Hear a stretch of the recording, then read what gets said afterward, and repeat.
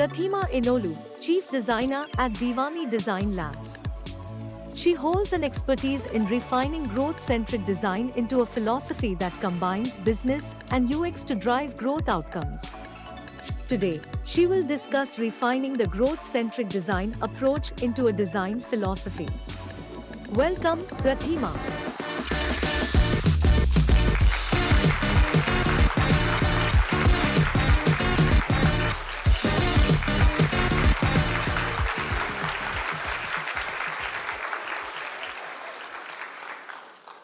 Hi everyone, this is Prathima Inolu, Chief Designer and co-founder of UMO.Design Labs. UMO has been in the design industry for the last 14 years, especially focusing on designing for SaaS platforms, deep tech, fintech, and healthcare, and many other industries. And personally, this is Prathima, and I've been working for the last 14 years in the design industry, and I'm extremely passionate about design.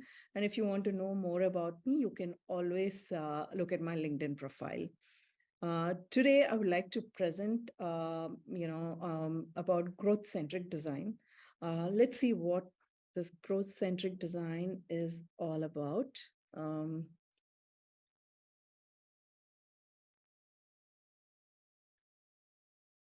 So a lot of you would have heard about user-centric design and human-centric design.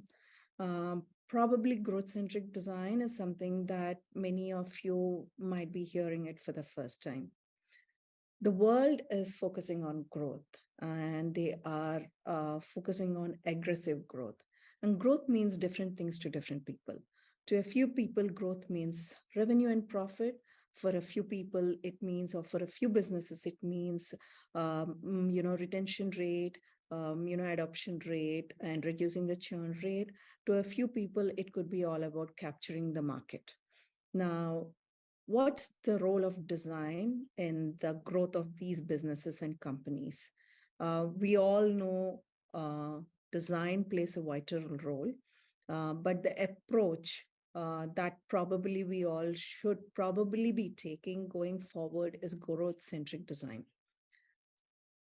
Let's see how it is different from user-centric design as well as the human-centric design. In general, the user-centric design or the human-centric design primarily focuses on the users, what users' pain points are, what their needs are, what their behavioral patterns are, how comfortable they are with the technology, especially when designing for digital platforms. That's the primary focus of the user-centric approach. But then growth-centric design adds a couple of more components to this philosophy. While we are focusing on users, and users are the primary focus in this approach as well, we are adding a little bit more to it. One of the focus areas should be business, because end of the day, if business doesn't run, the platform is not there, right? So business has to be profitable. They have to meet their numbers. So it's very important for us as designers to understand what the business vision is, mission is, where they're heading with this platform, and how are actually they planning to capture the market. We need to understand the business strategy. When we understand the business strategy, we can align the design strategy with the business strategy. What I mean by that, a few businesses could be focusing on the US market, and a few businesses could be focusing on the Indian market. We actually have to understand their vision and mission. And probably, right now a business could be focusing on India, but in a couple of years, they want to get into the US market. So our designs have to actually cater to users in India as well as in US. So we need to understand their vision. And that's where the business component comes into picture while we are designing. Along with it, we also have to understand the product roadmap. What are the current features? What are the pain points in the current product? And what is the roadmap of that product? What are they thinking of adding in future? And what are the different roles they would like to cater? This particular growth-centric design approach is very, very essential when we're designing for B2B platforms, SaaS platforms and deep tech platforms. I wouldn't say that, it's not, I mean, it is also, it plays a vital role even in the B2C space, but B2B, this is something that we all have to start focusing on. Now, how do we actually, align ourselves with growth centric design, right? What is this growth centric design all about?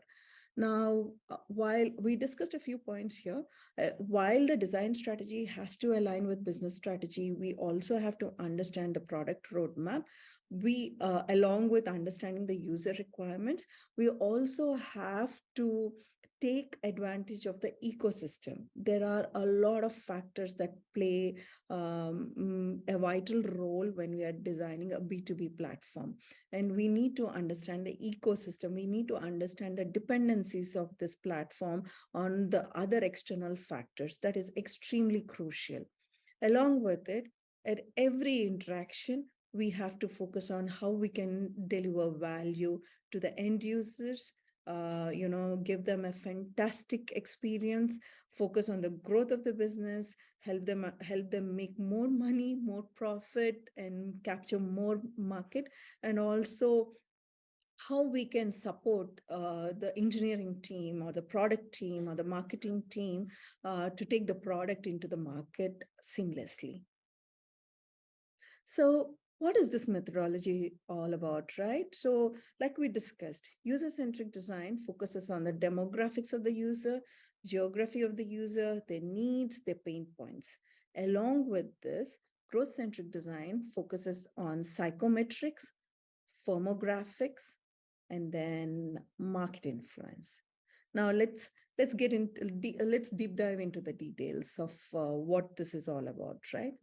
We all know that psychometrics focuses on subject matter expertise, right? We would like to understand what the user is actually doing, how much experience he has in terms of is he novice to this platform, he's a hunter or an explorer. There are a lot of things that we need to focus on. Along with it, we also have to understand data-driven analytics. What kind of analytics should we give to this particular users? If they are very technologically savvy, or if they know their subject really, really well, then they would want more analytics, right? And analytics has become a key part of most of the B2B platforms, especially for different roles and users there. We also have to understand what's the influence level of this particular persona or users on the platform. We have to understand what is his cognitive tolerance, how comfortable is he with technology, how comfortable is he with the language, and what are his life traits. Like, for example, HRMS platform, if a junior HR associate is using the platform, we may or may not expect them to be technologically proficient.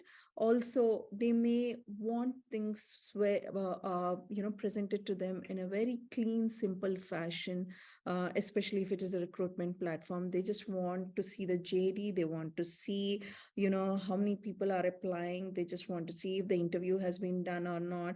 And, what is, how many job offers they have given. They just want something very clean, very simple, which will assist them to do their daily activities.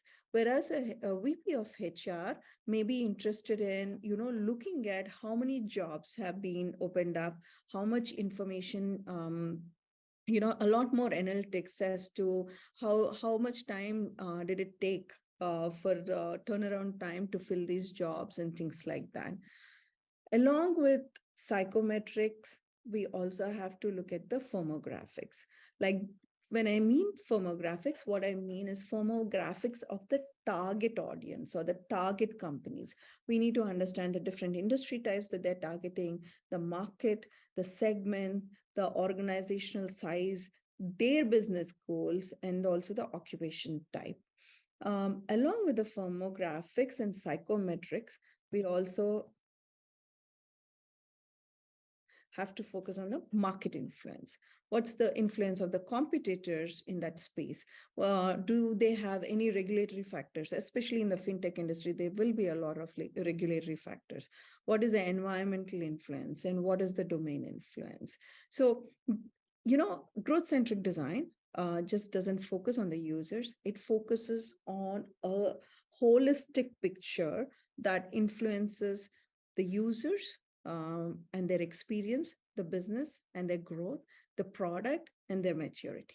I hope this presentation helped you understand the difference between the user-centric design approach and growth-centric design approach, and hopefully you will start using this approach in your future projects.